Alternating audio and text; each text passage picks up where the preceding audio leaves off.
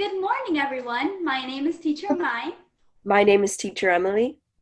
And my name is Teacher Caroline, and today is March 4th, 2021. Well, I'm so excited to have you guys here with us today because today's lesson is going to be so much fun. Yes, we're going to be learning about life under the sea. Has anybody watched the movie Finding Nemo? It's my favorite movie. And today we're going to learn how they live underwater. Does anyone have any guesses about what do you think life is like under there? Well, don't they live in houses just like us? No, Teacher Emily, they live in coral reefs. Teacher Caroline, what are coral reefs? Coral reefs are small animals that come together to build a big community so that thousands of fishes can live there. So what you're saying is all different types of underwater animals live together. That's pretty cool. Yeah, so using our five senses, smell, touch, sight, hearing, and taste, we are going to learn how we can use those senses underwater. Well, we can smell underwater. No, but we can touch underwater. For example, we can touch coral and rocks.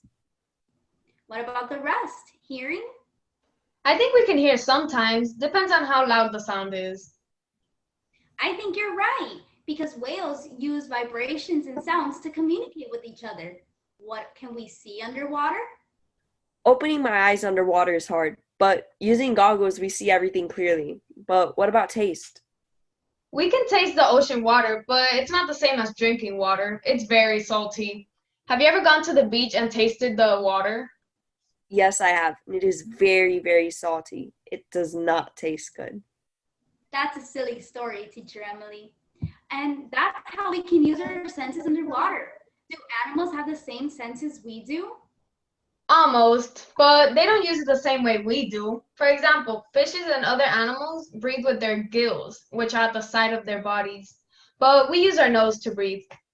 Also, underwater animals can see underwater without goggles. You know what's really cool? Fishes can smell underwater. They use their sense of smell to find food. Another sense that fishes have is touch. They use their fins to swim around and feel their environment. And they can also taste and hear, just like us. As we mentioned before, our underwater friends use their senses just like you and me. And today one of our underwater friends has come to say hi. Can you guess who it is?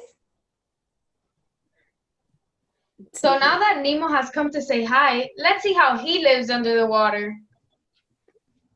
Nemo lives in the Great Barrier Reef, which is one of the many coral reefs in the ocean. And his home is an anemone, which helps Nemo stay safe and protected from other animals. And since the anemone gives Nemo a home, the Nemo gives the anemone food for letting him stay. It's like a partnership. They're best friends helping each other out. These are Nemo and his friends. Nemo is a clownfish, Dory's a blue tang, and Pearl is a flapjack octopus. But this doesn't matter because they're all friends anyways. Underwater, all different species of animals can be friends. They all help each other out. They can share and play together, just like you guys can. Do you guys remember in the movie when Dory became friends with those sea turtles? That's true. Fishes and sea turtles are the best of friends. Fishes help the sea turtles keep their shells clean as they swim. My favorite part of the movie is when Dory speaks whale.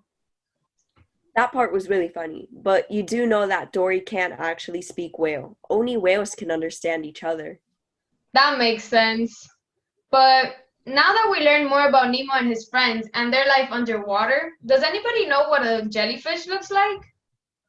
I do. I love jellyfishes. But in order to help out with the lesson, we went out to go visit our friends over at the Frost Science Museum to better understand how they live underwater. We just got here at the Frost Science Museum and we're ready to meet our friends and see how they live underwater. First, we're gonna head into the dive and meet some cool sea animals and learn more about them. Before going to visit some fishes, we had the opportunity to see some of the coral here. Did you know that corals are a fish's best friend? This is because as coral grow, they help build a bigger reef, which is where fishes live. The coral gives shelter and a home to the fishes.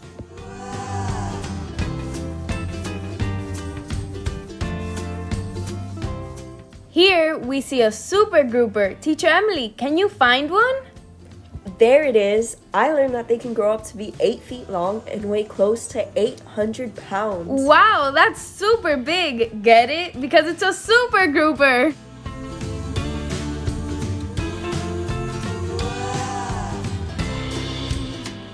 Here we saw a group of fish. Did you know that these are also called a school of fish? No, silly, they don't learn math underwater. Teacher Mai, what can you tell us about seahorses?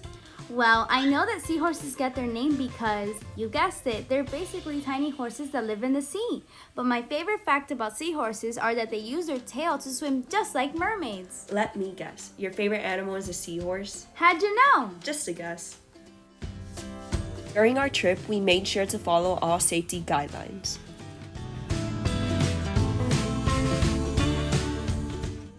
Teacher Caroline found this interactive puzzle table that we had so much fun completing. We found this secret entrance to this super cool bubble that allows us to feel like we're underwater with these animals.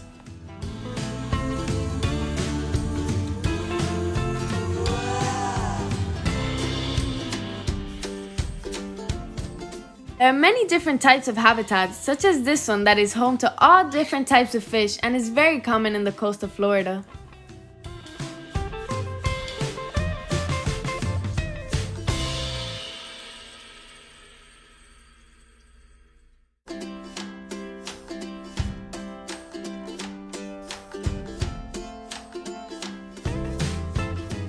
Now we arrive to the deep, the next level of the museum.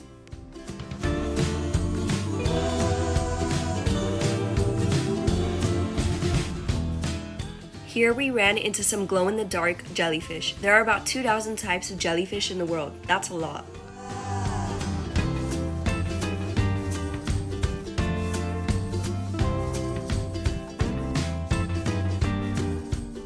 Then we saw a big glass circle and we could see so many fishes and sharks right over our head. It was so cool.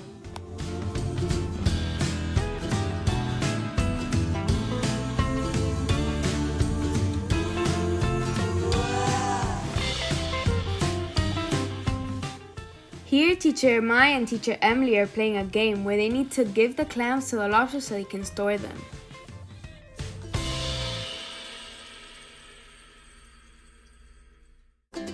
Now we're at the top floor of the museum, so let's see if we can find some sharks.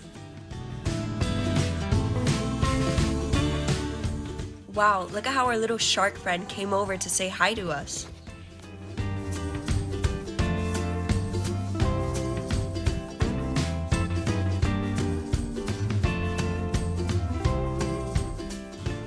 Oh, and look, a stingray. It has so many spots.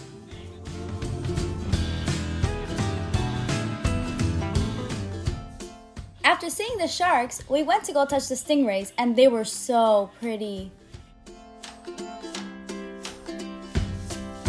To touch a stingray, you need to use 2 fingers and touch the top of its fin. There were so many stingrays coming up to say hi to us, we just had to touch them. We got to touch them and they were so smooth and slimy.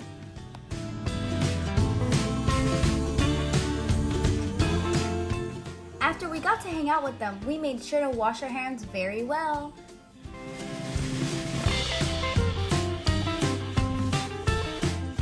Now that it's time to say goodbye to our friends, we made sure to recycle our map to help the fishies.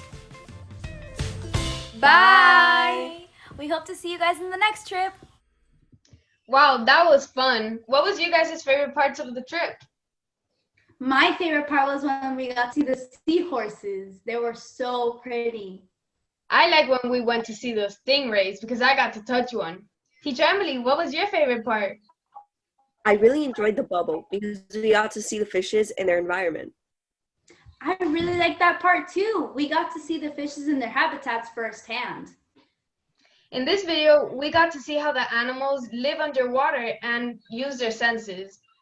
And we also got to see a lot of the many species that live underwater and how they interact with each other.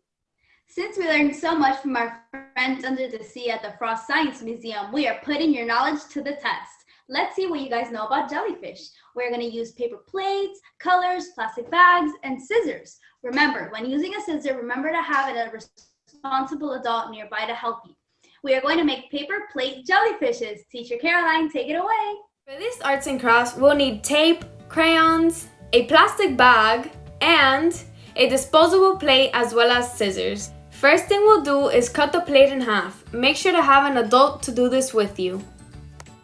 Next thing we need to do is use our crayons to draw the face of our jellyfish on the plate.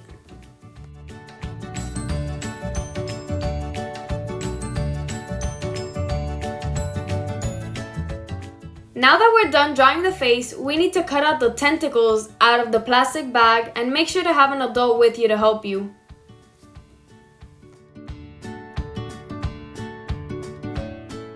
Now that we have cut out the tentacles out of the plastic bag, we need to tape them to the body of our jellyfish. Using pieces of tape, stick each strip to the body of our jellyfish.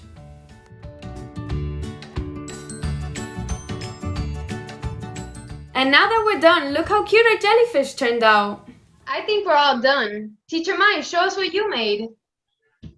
This is my jellyfish. I think it came out pretty good. I think so too. This is what I made. Those are really cool, but look at what I made. Teacher Emily, that's not a jellyfish. That looks like Nemo. And Nemo is not a jellyfish. I got a little confused, but look at how awesome it looks. It is pretty awesome. That's okay. We all make mistakes. Can you show us what you made? Wow, that really does look like a jellyfish. You guys are really good at following instructions. Good job. We all had so much fun learning about different ocean animals and how they live. I hope you guys had fun too. I can't wait to learn more things together in the future. Bye! See you next time. This is our reflection. To begin with, we chose this lesson because we wanted to make the lesson interactive. So we chose the underwater environment so we can go to the museum and to show the students a virtual field trip about what marine life is actually like, since they're not able to go physically. The field trip changes the students' point of view on ocean life. The virtual field trip also added an adventurous, unique feeling to our lesson, since this is not something ordinary for an online Zoom class. The museum also gave the students a chance to see sea life secondhand through the virtual lesson. Our objective is recognize different underwater creatures as well as how they live and what their environment is like. Adding to that, this lesson helped us meet our objective because including the field trip, we are able to virtually show them and help them better understand how fishes live and how they use their senses like touch, feel, taste, sight, and hearing underwater to live in their environment, cohabiting with other ocean life. The virtual field trip to the Frost Science Museum added the element of technology to our lesson because we went and filmed the different types of environments that there were available there, including that the lesson was taught on Zoom, technological platforms available to the students. Teaching in a pandemic has changed a lot. Since online classes started last year, it has taken a toll on learning for the younger students as well as the older students. With online classes, students can't be social with other peers. Teachers are also having a rough time trying to relate with their students. Making interactive lessons for younger students is hard on an online platform, especially if the students don't know how to navigate those online programs. Also, virtual classes make it harder for teachers to know if their students are having a difficult time learning a specific lesson. And if they are, they have no way of helping one-on-one with younger students in elementary. As well as they're having a more difficult time keeping their attention on the screen in an online class.